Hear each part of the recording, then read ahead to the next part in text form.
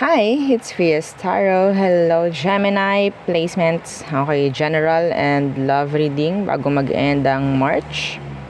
Tingnan natin kung ano pa bang meron.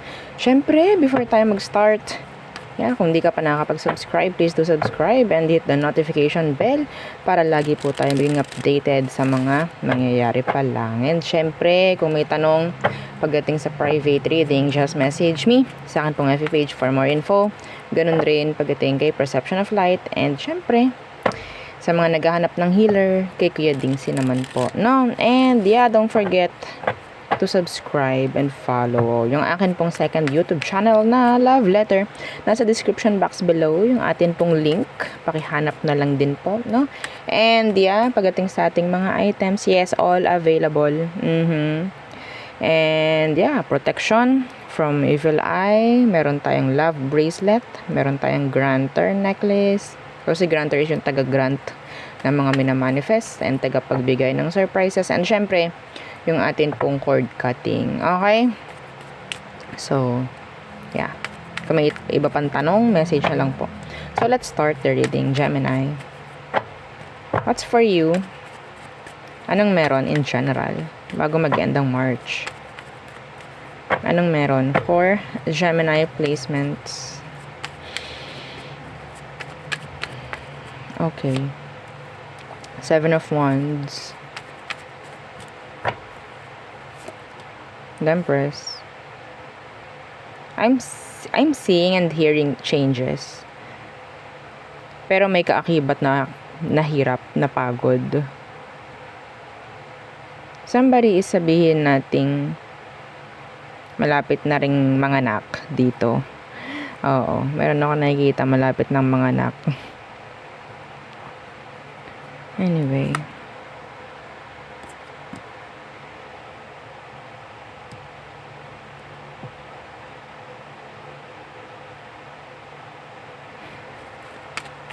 What's with the 7 of Wands? Meron ditong something na pwedeng kailangan mong labanan. No? Let's see. The 3 of Pentacles. Some of you, there's this energy about sa workplace. Competition. Yeah, I'm hearing competition.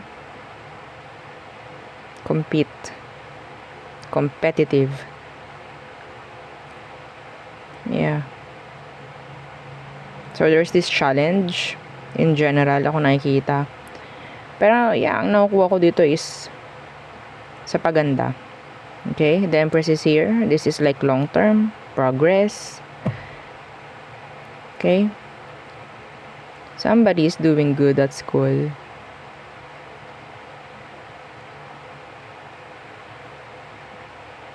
School, work. Kasi nandun yung focus. Nandun yung motivation. You're somebody's motivation, maybe. That's nice. Okay, what else? The Devil in reversed.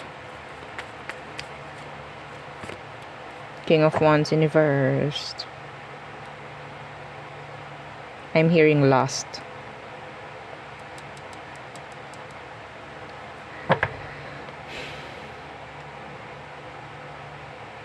Sex to release stress. Para may ganun. Ako naririnig for you, Gemini.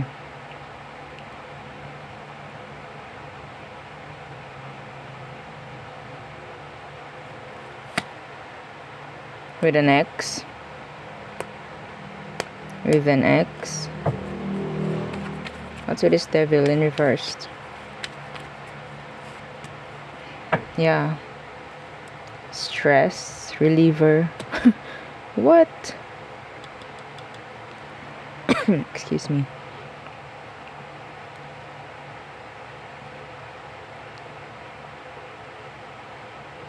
Ano to? Na parang nakakapagbigay sa'yo ng lumbay. Nawawalan ka ng gana. Somebody, pwedeng nawawalan na ng gana. Wala na yung flame, maybe, pagdating sa connection, if ever. relationship, if ever.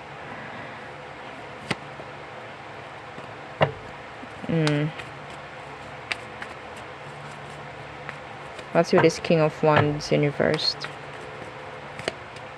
Yeah, the Eight of Chalices. Somebody wants to go. Somebody wants to leave. Parang ganyan eh.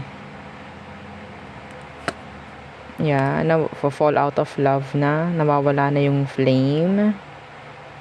Nawawala na yung kagustuhan sa isang bagay, sa isang tao, sa sitwasyon. Yeah. Could be a Leo. Fire. Capricorn. Water sign.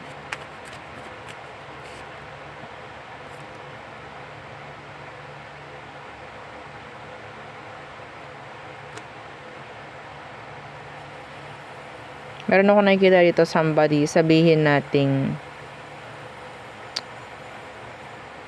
nanlalamig.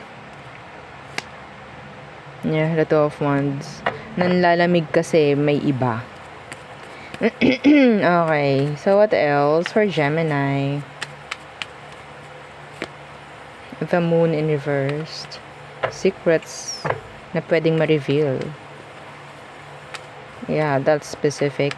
What's with the Moon in reversed? The Knight of Wands. Somebody's player side. Somebody will get caught cheating. Somebody, bago mag-end ang March, somebody will get caught cheating, lying, and yeah, somebody will regret. Hindi ko alam how. Yeah, see, the King of Swords in reverse.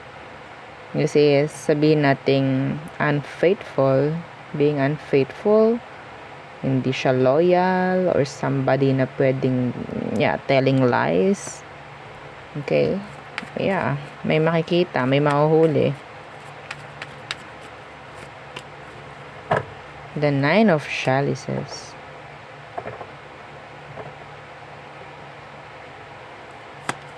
The Star in reversed. May hantungan rin. Opo. May hantungan rin. Kung kayo. Okay? Kung meron mang gumagawa nito at alam nyo, may hantungan rin. Mahuhuli rin. Yeah. Sana ma-fix na lang, no? Sana ma-fix. Yung dapat ma-fix. Anyway. So, there. Yun ang aking nakikita for you, Gemini. So, ano naman ang meron when it comes to love? Bago mag-end ng March. What's for you in love? Gemini, what's for you in love? What's for Gemini in love?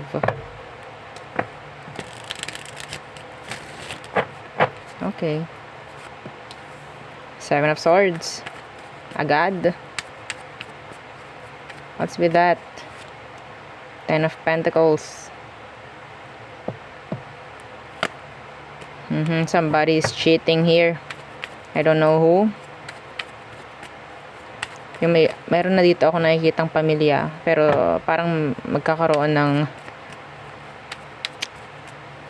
tawag dyan,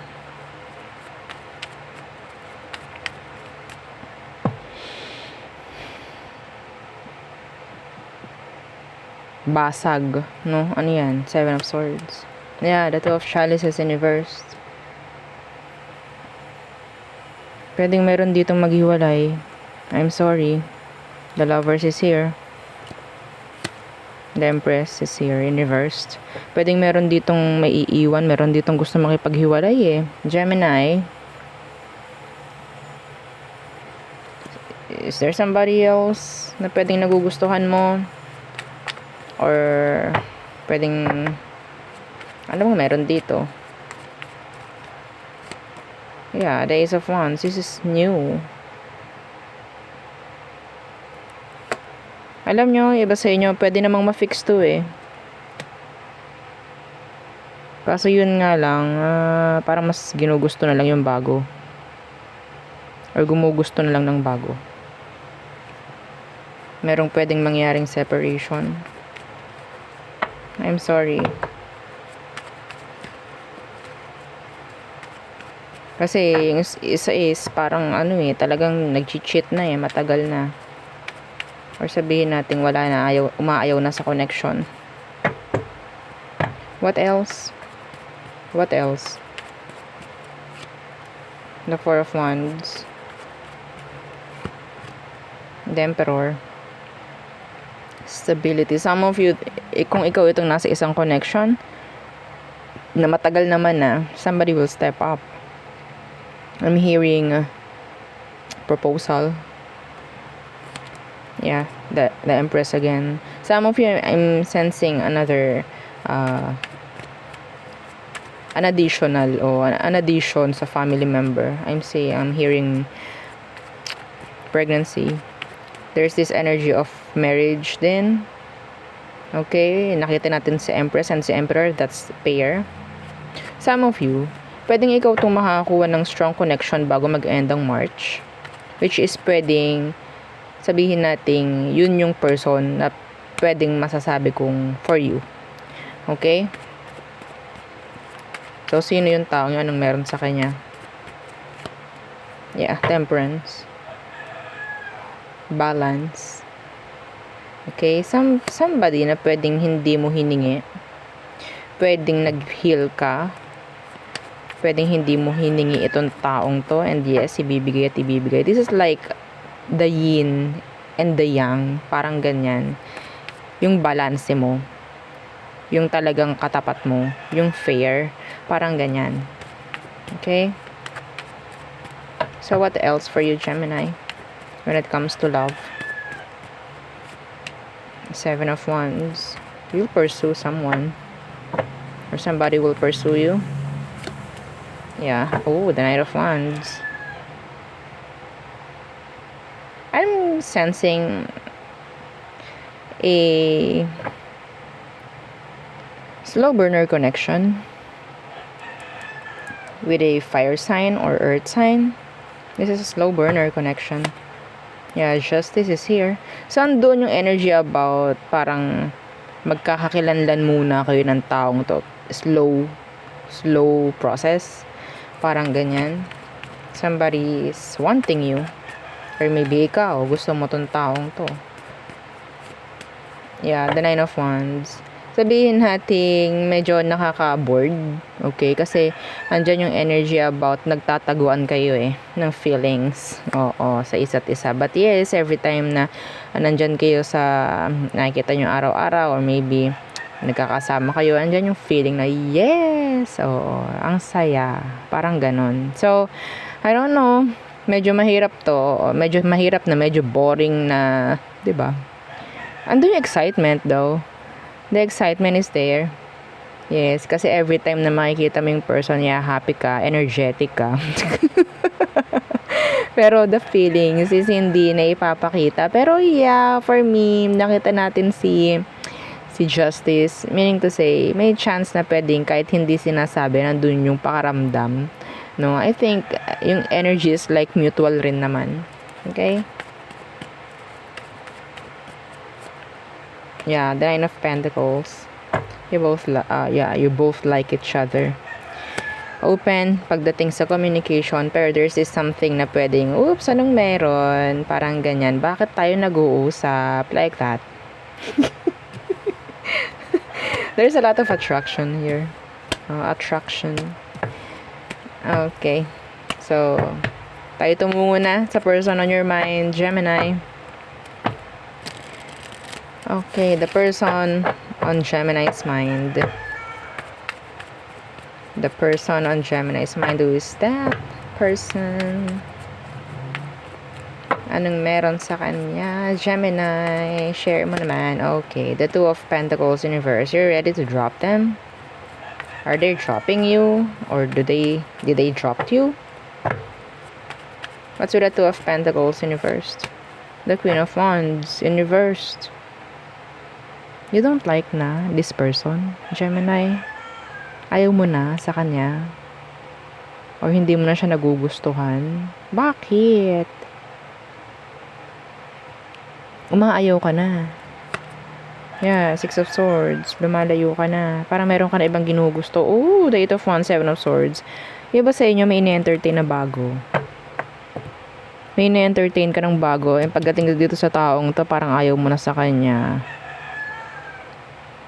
Why? Pwedeng maging vice versa, actually, or flip yung energy. Meron kang ayaw na ugali sa taong to. Yeah. So, let's see. Anong meron sa situation? Anong kailangan mong malaman, Gemini? Anong kailangan mong malaman sa situation ngayon? The High Priestess. The Six of Wands in reverse. Yeah, the Ace of Swords. Oh, nagtimpi ka, no? Nagtimpi ka. Naging silent ka. And then, boom. Ayaw mo na sa kanya. Yeah, the Three of Swords in reverse. Nagtimpi ka, ano? Sumunod ka lang ng sumunod, pero may hangganan pala. Oo. Madalas na kayo nag-aaway nito. Madalas na kayong nag-aaway nito, Gemini. I am saying that maybe matagal na ikaw nagtimpi, no? Somebody is controlling kasi. And then somebody, sabihin natin, I don't know who, ang silent dito. Oh my.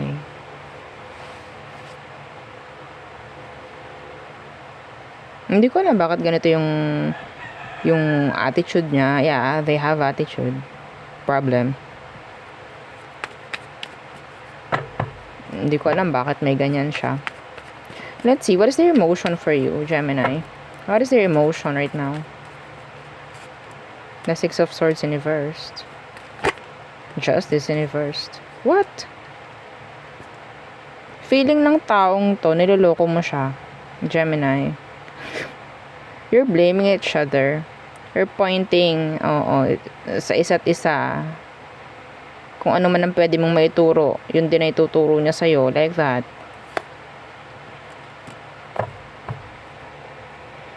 Feeling nito niloloko mo siya, or feeling niya naloko mo siya. Walang patutunguhan, something like that. And there's this imbalance pagdating sa inyo. Hindi na kayo nagkakaintindihan ng taong to, Gemini. Hindi ka na rin niya naiintindihan. Wala na. What is their next action? I want to see kung paano mo to, anong feelings mo for this one, Gemini. Let's check. Anong feelings mo for them? The Five of Chalices. The Judgment. Regrets. Let's see. Anong feelings mo for them? For this person. Anong feelings mo? Anong emotion mo for them? The Four of Wands. Okay. And the Ten of Wands. They're dropping the connection.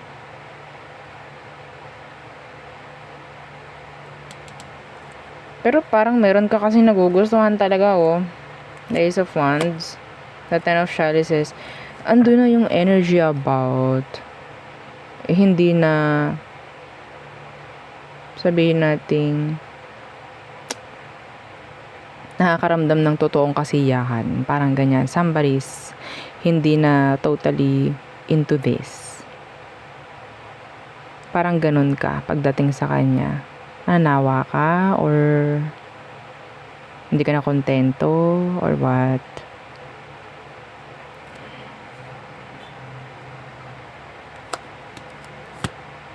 May angel number ka. 10, 10, 10. So, tingnan nyo na lang po, ha, yung another message from universe, yung angel number 10, 10, 10, yan, pagdating sa love. Okay, so feeling mo, kailangan mo na talaga i-drop to, nananawa ka na. Oh my. What's their next action towards you? The Seven of Chalices in reverse, and the Hierophant. Nakakaramdam ako dito ng parang nagsasama na lang kasi kailangan to avoid drama, Pero the love is, parang wala na eh. Gumano. Parang wala na. Meron bang iba rito? The Queen of Wands kasi, that's the the side dish. Okay, the side dish. The Queen of Wands.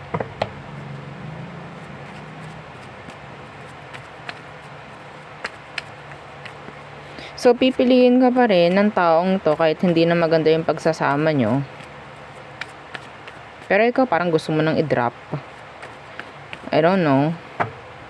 Yeah, the Lovers in reverse.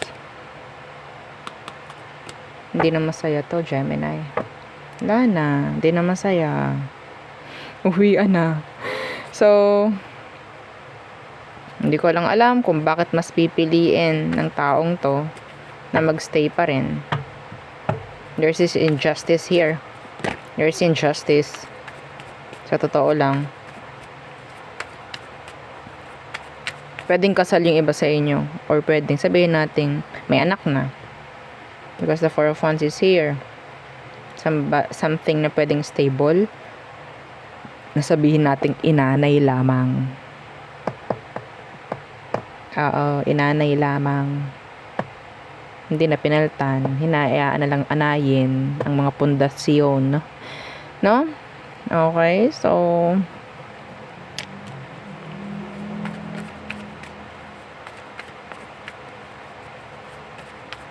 hindi na rin ready yung person na to para ayusin yung mga dapat ayusin. Pipiliin na lang din siguro kung may anak kayo, co-parenting, parang ganyan eh. So, ano bang meron pagdating sa outcome? What's the potential outcome of this situation? The Two of Chalices. Okay. And the Seven of Wands in reverse. Ay, ayaw na. Mutual, oo. Ayaw na. Ten of Chalices in reverse. Seven of Swords. This is releasing. Opo. Oo. The Four of Chalices. The Emperor. The Empress in reversed. So, hindi na balanse, hindi na kayo nagkakaunawaan. So, it's like, okay, magkaroon lang tayo ng pag-uusap nito. And kung ano man ang kailangan na pag-usapan, yun na lang ang ating sundin. There's these rules. Dapat magkaroon po kayo ng mutual na pagkakaintindihan nitong taong to, whether magbalikan kayo or hindi. Seven of Wands is here in reverse, being open sa isa't isa. Okay? Dapat may mutual na sabihin nating outcome or intention or plano. No, kasi hindi talaga magkakaintindihan kung hindi pareho yung gugustuhin. Magkakagulo to. Kailangan po talaga open heart na pag-uusap o parang heart to heart talk, parang ganyan. No? So anyway, dapat may mangyaring ganyan. Hindi pwede yung argue. Okay? So anyway, tayo tumungo na sa all signs. Aries through Pisces for you, Gemini.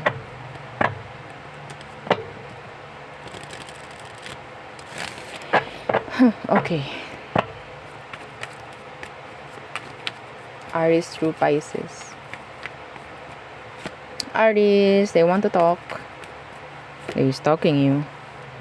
Taurus, ayaw na ng mga toxic na kung ano man sa situation. Gemini, they have options to choose from. Cancer, they want to talk. They want to communicate. Leo, feeling ignored. Upset. Virgo, so nawawala na yung understanding, parang ganyan. It's like may nawawala na, lalo na sa emosyon. Libra, do you have an option na Libra?